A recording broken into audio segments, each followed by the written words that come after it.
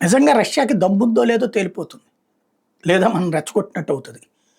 యాక్చువల్‌గా ఉక్రెయిన్‌ని నడిపిస్తున్నది ఇంగ్లాండ్ వెనక నుండి. యూరప్ దేశాలన్నీ ఇంగ్లాండ్ వెనకాల ఉన్నాయి.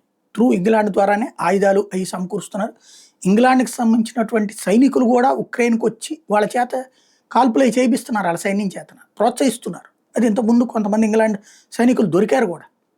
అంటే ఓపెన్‌గా నడుస్తోందక్కడ. ఇప్పుడు తాజాగా ఏదైతే మొన్న రష్యా మీద జరిగిన డ్రోన్ దాడి వెనకాల బ్రిటనే ఉంది. అట్లాగే ఉక్రెయిన్ నడిపిస్తోంది బ్రిటనే అని చెప్తోంది రష్యా. ప్రతీకార దాడులు ఉన్నాయని చెప్తున్నటువంటి రష్యా తాజాగా బ్రిటన్ దగ్గరికి సబ్మెరైన్స్‌ని పంపించింది. యుద్ధ నౌకలు పంపించింది. అణ్వాయుధాలతో కూడిన యుద్ధ నౌకలు పంపించింది. సబ్మెరైన్ పంపించింది. ప్లస్ సెర్గోయ్ లావ్రోవ్ ఎవరైతే వాళ్ళకి సంబంధించినటువంటి ప్రధానమంత్రి తరహా వ్యక్తి ఉన్నాడో ఆయన రష్యాని దెబ్బ కొట్టే కుట్రలో బ్రిటన్ పాలు పంచుకుంటుంది ఉక్రెయిన్‌తో అని స్టేట్మెంట్ ఇచ్చాడు. నిజంగా బ్రిటన్ జోలికెళ్తే టోటల్ పెద్ద ఇష్యూ అవుతుంది. వాస్తవంగా యూరోపియన్ నుంచి అది ఆల్రెడీ బ్రెగ్జిట్ అయింది. కాబట్టి దానికోసం యుద్ధం చేయకూడదు. కానీ అమెరికాకి, బ్రిటన్‌కి మధ్యన ఒప్పందం ఉంది. బ్రిటన్‌కి ఏదైనా జరిగితే అమెరికా యుద్ధంలోకి దిగాలి. మరి ఏం జరుగుద్దో చూడాలి.